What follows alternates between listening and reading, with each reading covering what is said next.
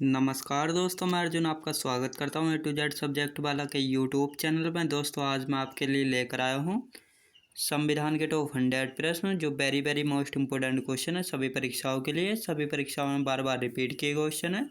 तो दोस्तों वीडियो को अंत तक जरूर देखना ताकि सभी क्वेश्चन जो है आपको आसानी से याद हो जाएँ। साथ ही दोस्तों अगर आप हमारे चैनल पर पहली बार आए हैं तो हमारे चैनल को भी सब्सक्राइब कर लीजिएगा, साथ ही बेल आइकन को प्रेस कर लीजिएगा ताकि हमारे आने वाले वीडियो का नोटिफिकेशन जो है आप तक पहुंचता रहे। चलिए दोस्तों वीडियो को स्टार्ट करते हैं।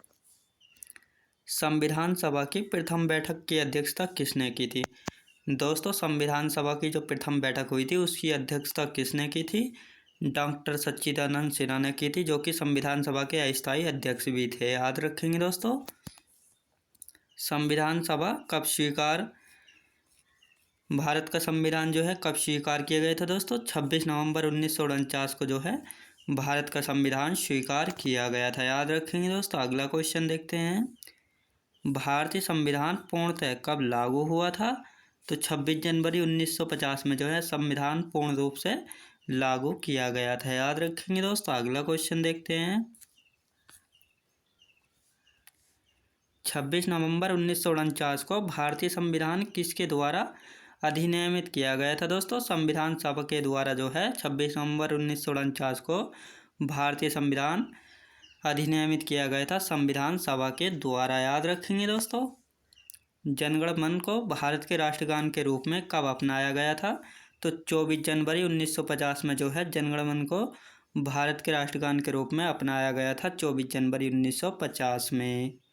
भारत सरकार द्वारा अशोक स्तंभ को राष्ट्रीय चिन्ह के रूप में अंगीकृत किया गया था। दोस्तों 26 जनवरी 1950 में जो है अशोक स्तंभ को राष्ट्रीय चिन्ह के रूप में अंगीकृत किया गया था। याद रखेंगे दोस्तों। अगला क्वेश्चन देखते हैं। संविधान सभा की सलाहकार समिति के अध्यक्ष कौन थे? दोस्तों संविधान सभा की सलाहकार समिति के अध्यक्ष कौन थे? तो सरदार वल्लभ भाई पटेल थे। याद रखेंगे दोस्तों। सरदार वल्लभ भाई पटेल। संविधान सभा की झंडा समिति के अध्यक्ष कौन थे? तो झंडा समिति के अध्यक्ष जो थे डॉक्टर राजेंद्र प्रसाद थे। याद रखेंगे। संविधान सभा के कार्यों से संबंधित समिति के अध्यक्ष कौन थे? जीबी मावलंकर थे संविधान सभा के कार्यों से संबंधित समिति के अध्यक्ष। याद रखेंगे दोस्तों। अगला क्वेश्चन देखते हैं। संविधान सभा ने डॉक्टर बी.आर. अम्बेडकर की अध्यक्षता में प्रारूप समिति का गठन कब किया था? 29 अगस्त 1947 को जो है डॉक्टर बी.आर. अम्बेडकर की अध्यक्षता में प्रारूप समिति का गठन किया गया था। याद रखेंगे दोस्तों। अगला क्वेश्चन देखते हैं। Doctor B R. अम्बेडकर का संविधान सभा में निर्वाचन किस प्रेसिडेंसी से हुआ था? दोस्तों बम्बई प्रेसिडेंसी से हुआ था डॉक्टर बी.आर. अम्बेडकर का संविधान में निर्वाचन। याद रखेंगे। भारतीय संविधान में मौलिक कर्तव्यों का विचार जो है किस देश से लिया गया है? रूस के संविधान से जो है भारतीय संविधान में मौलिक कर्तव्यों का विचार रूस के संविधान से लिया गया है। भारतीय संविधान में राज्य के नीति निर्देशक तत्वों की संकल्पना किस देश के संविधान से अभिप्रेरित है? आयरलैंड के संविधान से जो है प्रेरित है नीति निर्देशक तत्वों की संकल्पना। याद रखेंगे दोस्तों। अगला क्वेश्चन देखते हैं। भारतीय संविधान की प्रस्तावना में सम्मिलित स्वतंत्रता, समानता एवं बंधुत्व का सिद्धांत किस देश से लिया गया है? दोस्तों फ्रांस देश से लिया गया है स्वतंत्रता, समानता एवं बंधुत्व का सिद्धांत। याद रखेंगे दोस्तों। अगला क्वेश्चन देखते हैं। भारत में न्यायिक पुनरावलोकन की संकल्पना जो है किस देश के संविधान से ली गई? दोस्तों संयुक्त राज्य अमेरिका के संविधान से भारत में न्यायिक पुनरावलोकन की संकल्पना ली गई है। भारतीय संविधान में संवैधानिक संशोधन का प्रावधान किस देश के संविधान से लिया गया? दक्षिण अफ्रीका के संविधान से भारतीय संविधान में संवैधानिक संशोधन का प्रावधान जो है लिया गया है। याद रखेंगे दोस्तों। अगला क्वेश्चन देखते हैं। भारत के संविधान में सम्मिलित आपातकालीन उपबंध किस देश के संविधान से प्रेरित है? दोस्तों जर्मनी के संविधान से प्रेरित है भारत के संविधान में सम्मिलित आपातकालीन उपबंध। याद रखेंगे दोस्तों। अगला क्वेश्चन देखते हैं। शक्तिशाली केंद्र के साथ भारत की संघात्मक व्यवस्था किस देश के संविधान से प्रेरित है? दोस्तों कनाडा के संविधान से प्रेरित है। याद रखेंगे दोस्तों। भारत के संविधान में सम्मिलित संवृत्ति सूची जो है किस देश के संविधान से ली गई है दोस्तों? ऑस्ट्रेलिया के संविधान से ली गई। भारत के संविधान में सम्मिलित संवृत्ति सूची याद रखेंगे दोस्तों। संवृत्ति सूची जो है ऑस्ट्रेलिया देश से ली गई है। अगला क्वेश्चन देखते हैं। भारतीय संविधान में निहित विधि द्वारा स्थापित प्रक्रिया किस देश के संविधान से ग्रहण की गई? जापान के संविधान से ग्रहण किए। भारतीय संविधान में निहित विधि याद रखेंगे। भारत की निर्वाचन पद्धति किस देश के संविधान से ली गई दोस्तों? ब्रिटेन देश से ली गई भारत की निर्वाचन पद्धति याद रखेंगे दोस्तों। अगला क्वेश्चन देखते हैं। इंद्रजीत समिति का मुख्य उद्देश्य क्या था दोस्तों? इंद्रजीत समिति का मुख्य उद्देश्य क्या था? चुनाव खर्च हेतु सार्वजनिक कोष की व्यवस्था करना था याद रखेंगे दोस्तों। अगला क्वेश्चन देखते हैं। यदि राष्ट्रपति और उपराष्ट्रपति अनुपस्थित हों, भारत के राष्ट्रपति पद को कौन संभालता है? तो संयुक्त न्यायालय का मुख्य न्यायाधीश जो है संभालता है याद रखेंगे दोस्तों। अगला क्वेश्चन देखते हैं। राज्य के किस न्यायालय में न्यायाधीशों की संख्या सबसे अधिक है दोस्तों? भारत के किस न्यायालय में न्यायाधीशों की संख्या जो है सबसे अधिक है? तो इलाहाबाद उच्च न्यायालय में जो है न्यायाधीशों की संख्या जो है सबसे अधिक है। किसी न्यायाधीश को एक न्यायालय से दूसरे न्यायालय में भेजने का अधिकार किसको होता है दोस्तों? किसी न्यायाधीश को एक न्यायालय से दूसरे न्यायालय में भेजने का अधिकार किसको होता है? तो राष्ट्रपति को जो है होता है याद रखेंगे दोस्तों। राष्ट्रपति को होता है।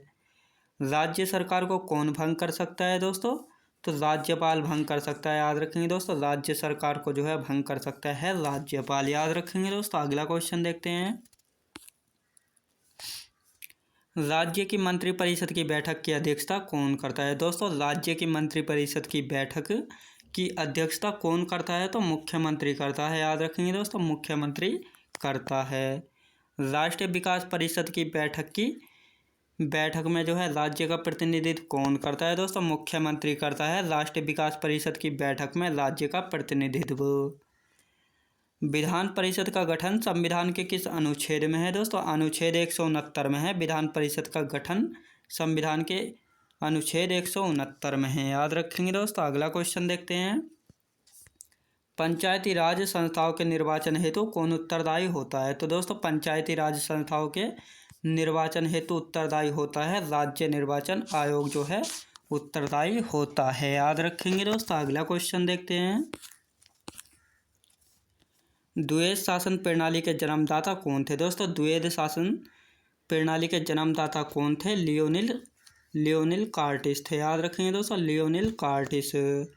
कौन सा अनुच्छेद मानव दुर्व्यवहार एवं बलात्श्रम का प्रतिषेध करता है? तो अनुच्छेद 23 जो है मानव दुर्व्यवहार एवं बलात्श्रम का प्रतिषेध करता है। संविधान के गठन की मांग सर्वप्रथम 1895 में किस व्यक्ति ने की थी दोस्तों? बाल गंगाधर तिलक ने जो है संविधान के गठन की मांग सर्वप्रथम 1895 में की थी बाल गंगाधर तिलक ने याद रखेंगे दोस्तों। अगला क्वेश्चन देखते हैं।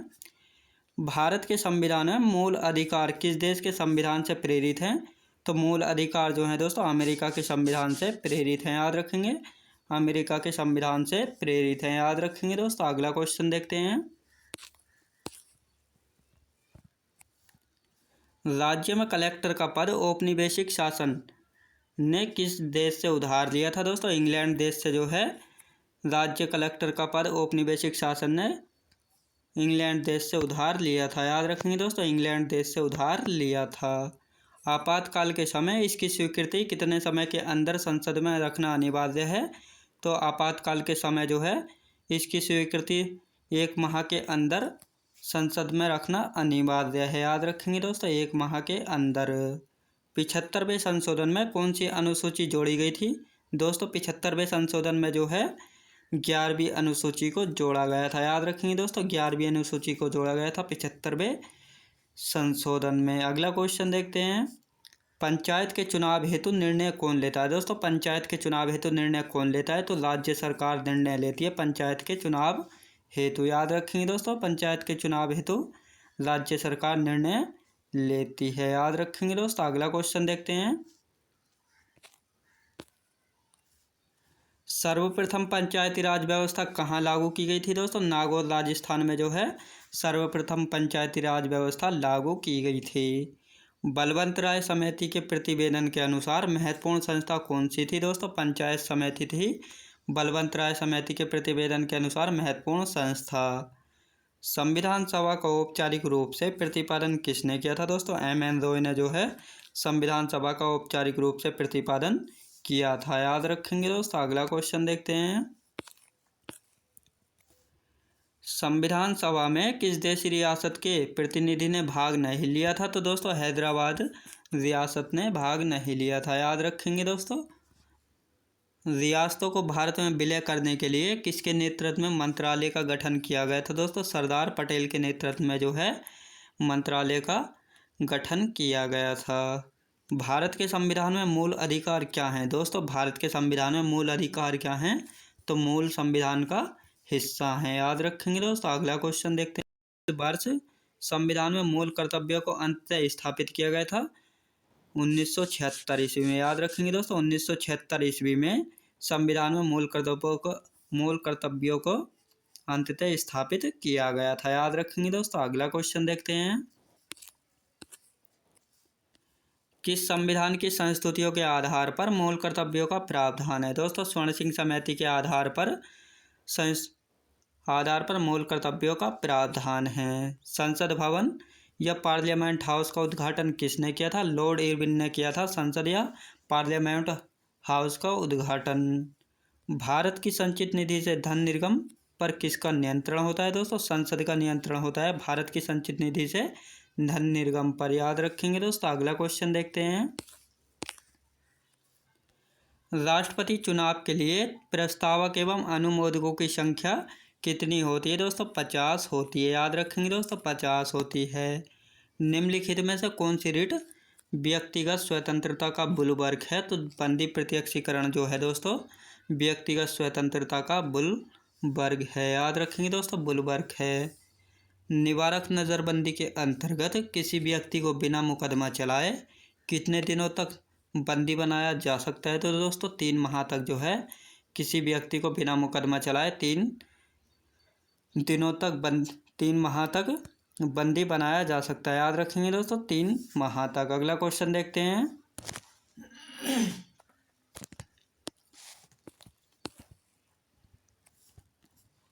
उच्चतम न्यायालय के अनुसार निजी भवनों के ऊपर राष्ट्रीय ध्वज को फहराना संविधान के किस अनुच्छेद के अंतर्गत सम्मिलित किया गया है? तो अनुच्छेद 19 के 1 के क्या के अंतर्गत जो है सम्मिलित किया गया है।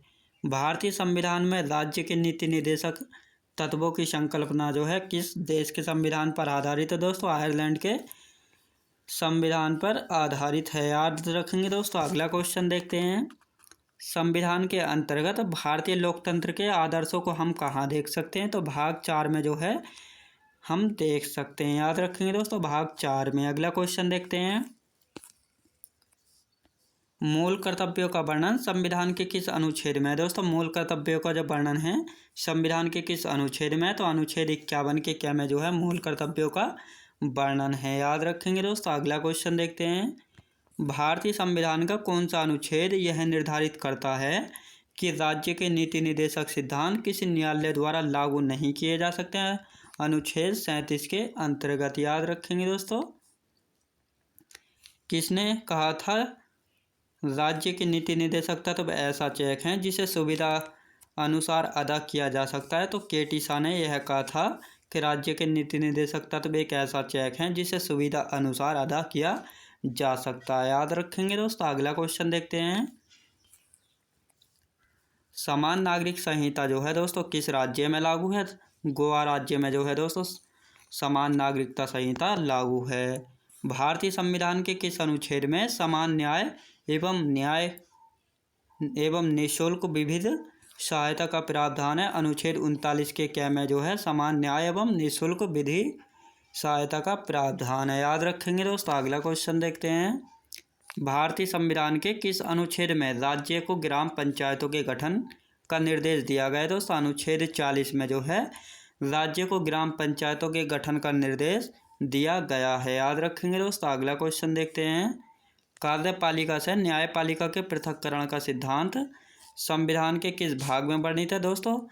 राज्य के नीति निर्देशक तत्व, याद रखेंगे दोस्तों, राज्य के नीति निर्देशक तत्व। यह अगला क्वेश्चन देखते हैं। मौलिक कर्तव्यों का सामोच्च सदैव अंग होता है दोस्तों समाजवादी संविधान का, याद रखेंगे दोस्तों, मौलिक कर्तव्यों का सामोच्च सदैव अंग होता है समाजवादी संविधान का। भारत के प्रत्येक नागरिक का यह कर्तव्य होगा कि वह प्राकृतिक पर्यावरण का संरक्षण एवं सुधार करे। यह कथन भारतीय संविधान के किस अनुच्छेद से संबंधित है? अनुच्छेद 48 के कैसे यह संबंधित है? भारतीय संविधान का अनुच्छेद 41 किससे संबंधित होता है? तो दोस्तों राज्य के नीति निर्देशक सिद्धांतों से संबंधित होता है अनुच्छेद 41, याद रखेंगे दोस्तों। अगला क्वेश्चन देखते हैं। सभी व्यक्ति पूर्णतः और समान रूप से मानव हैं, यह सिद्धांत जाना जाता है सार्वभौमिकता का सिद्धांत जाना जाता है, याद रखेंगे दोस्तों। भारत के संदर्भ में निम्न में से कौन पंथनिरपेक्ष शब्द का सही भाव व्यक्त करता है? तो भारत में राज्य का कोई धर्म नहीं है, यह पंथनिरपेक्ष शब्द का सही भाव व्यक्त करता है। निम्नलिखित उद्देश्यों में से कौन सा एक भारत के संविधान की उद्देशिका में सम्मिलित नहीं है? दोस्तों सम्मिलित नहीं है। आर्थिक स्वतंत्रता जो है भारत के संविधान की उद्देशिका में सम्मिलित नहीं है, याद रखेंगे दोस्तों। अगला क्वेश्चन देखते हैं। निम्नलिखित विवादों में से किसमें सर्वोच्च न्यायालय ने प्रस्तावना को भारतीय संविधान की मौलिक संरचना का अंग स्वीकार किया है? केशवानंद भारती विवाद में, याद रखेंगे दोस्तों। सर्वोच्च न्यायालय ने प्रस्तावना को भारतीय संविधान की मौलिक संरचना का अंग स्वीकार किया है। संविधान के प्रथम अनुच्छेद के अनुसार भारत है तो राज्यों का संघ, याद रखेंगे दोस्तों। संविधान के प्रथम अनुच्छेद के अनुसार भारत जो है राज्यों का संघ है। भारत की देशी रियासतों के विलय में किन दो व्यक्तियों ने महत्वपूर्ण भूमिका निभाई थी? दोस्तों सरदार पटेल तथा बीपी मेनन ने जो है महत्वपूर्ण भूमिका निभाई थी, याद रखेंगे दोस्तों। अगला क्वेश्चन देखते हैं। भारत के संघ राज्यों का प्रशासन किसके द्वारा किया जाता है? राष्ट्रपति के द्वारा किया जाता है भारत के संघ राज्यों का प्रशासन। वर्ष 1948 में सरकार द्वारा भाषाई आधार पर राज्यों के पुनर्गठन के विषय में परीक्षण हेतु नियुक्त प्रथम भाषाई प्रांत आयोग के अध्यक्ष कौन थे? दोस्तों एस के धर थे, याद रखेंगे दोस्तों, एस के धर। अगला क्वेश्चन देखते हैं। राज्य पुनर्गठन आयोग ने 1 नवंबर 1956 को कितने राज्यों तथा कितने संघ राज्यों का गठन किया था? दोस्तों 14 राज्य एवं 6 संघ राज्यों का जो है गठन किया था 1 नवंबर 1956 को, याद रखेंगे दोस्तों। अगला क्वेश्चन देखते हैं। नए राज्य के गठन की शक्ति दोस्तों किस में निहित होती है? दोस्तों संसद में निहित होती है नए राज्य के गठन की शक्ति।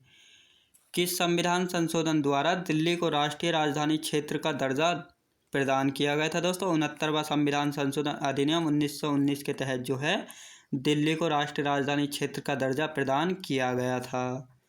छत्तीसगढ़ राज्य की स्थापना कब हुई थी? दोस्तों 1 नवंबर 2000 को जो है छत्तीसगढ़ राज्य की स्थापना की गई थी, याद रखेंगे दोस्तों। अगला क्वेश्चन देखते हैं। यदि भारतीय संघ में एक नए राज्य का सृजन किया जाना है तो संविधान की किस अनुसूची में संशोधन करना आवश्यक होगा? दोस्तों प्रथम अनुसूची में जो है संशोधन करना आवश्यक होगा। जब एक नए राज्य का सृजन किया जाना है तो संविधान की प्रथम अनुसूची में संशोधन करना आवश्यक होगा, याद रखेंगे दोस्तों। अगला क्वेश्चन देखते हैं। निम्न में से कौन एक भारत संघ का सहयोगी राज्य था जिसे बाद में भारतीय संघ का पूर्ण राज्य बनाया गया था? सिक्किम राज्य को, याद रखेंगे दोस्तों। सिक्किम राज्य को पूर्ण राज्य बनाया गया था। एक नया राज्य बनाने में संवैधानिक संशोधन के लिए किस प्रकार का बहुमत चाहिए? दोस्तों साधारण बहुमत चाहिए। एक राजनीतिक दलों को सर्वप्रथम संवैधानिक मान्यता किस वर्ष प्रदान की गई थी? दोस्तों वर्ष 1985 में जो है संवैधानिक मान्यता प्रदान की गई थी, याद रखेंगे दोस्तों। अगला क्वेश्चन देखते हैं। आनुपातिक प्रतिनिधित्व की आवश्यकता किस देश में नहीं होती है? दोस्तों आनुपातिक प्रतिनिधित्व की आवश्यकता जो है किस देश में नहीं होती है? दोस्तों जहां द्विदलीय प्रणाली प्रचलित हो वहां पर नहीं होती है। दिनेश गोस्वामी समिति का संबंध किससे है? दोस्तों लोकसभा के चुनाव किस सहकारी निधियन से होता है दिनेश गोस्वामी समिति का संबंध।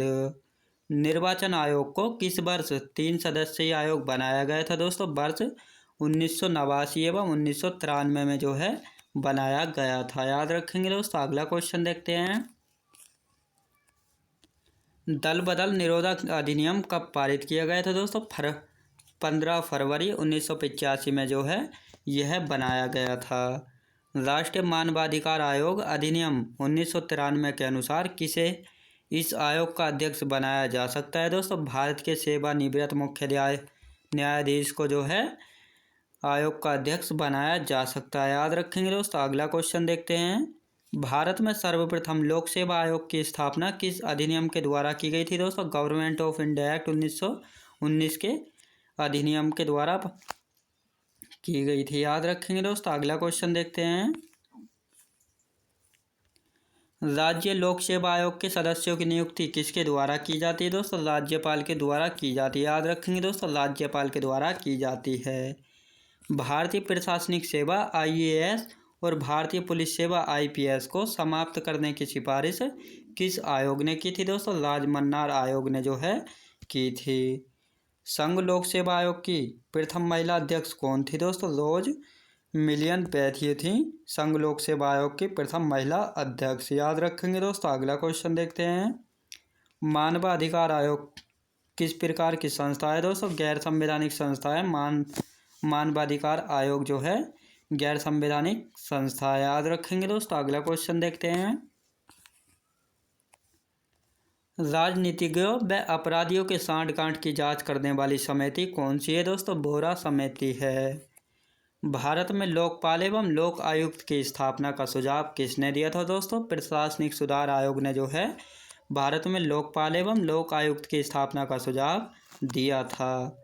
संसद में प्रथम लोकपाल विधेयक किस वर्ष प्रस्तुत किया गया था दोस्तों। वर्ष 1968 में जो है प्रथम लोकपाल विधेयक प्रस्तुत किया गया था, याद रखेंगे दोस्तों। अगला क्वेश्चन देखते हैं। संविधान के किस अनुच्छेद के अंतर्गत लोक सेवा आयोग के सदस्यों को हटाया जा सकता है दोस्तों। अनुच्छेद 317 के अंतर्गत जो है लोक सेवा आयोग के सदस्यों को हटाया जा सकता है। अंतर्राज्यीय परिषद का उपबंध किस अनुच्छेद में किया गया है दोस्तों। अनुच्छेद 263 में जो है किया गया है। रेडियो या दूरदर्शनों के विज्ञापनों पर कर कौन लगाता है तो राज्य सरकार जो है दोस्तों रेडियो या दूरदर्शनों के विज्ञापनों पर कर लगाती है, याद रखेंगे दोस्तों। अगला क्वेश्चन देखते हैं। केंद्र तथा राज्यों के मध्य शक्तियों का विभाजन किस अनुच्छेद के अंतर्गत किया गया है दोस्तों। अनुच्छेद 245 तथा 246 के अंतर्गत किया गया है, याद रखेंगे दोस्तों। अगला क्वेश्चन देखते हैं। अंतर्राज्यीय परिषद का पदेन अध्यक्ष कौन होता है दोस्तों। प्रधानमंत्री होता है अंतर्राज्यीय परिषद पदेन का अध्यक्ष। संघ द्वारा कौन सा कर लगाया व वसूला जाता है तथा संघ तथा राज्यों में बांटा जाता है दोस्तों। कृषि आय के अतिरिक्त आय पर कर। सहकारिता आयोग का गठन कब किया गया था दोस्तों। मार्च 1983 में जो है सरकारी आयोग का गठन किया गया था, याद रखेंगे दोस्तों। मैं उम्मीद करता हूँ आपको वीडियो क्वालिटी कंटेंट वगैरह सभी कुछ आपको पसंद आया होगा। पसंद आया तो लाइक शेयर और सब्सक्राइब करना बिल्कुल भी ना भूलें। साथ ही दोस्तों अगर आप हमारे चैनल पर पहली बार आए हैं तो हमारे चैनल को भी सब्सक्राइब कर लीजिएगा। साथ ही बेल आइकन को प्रेस कर लीजिएगा ताकि हमारे आने वाले वीडियो का नोटिफिकेशन आप तक पहुंचता रहे। चलिए दोस्तों मिलते हैं नेक्स्ट वीडियोज़ में।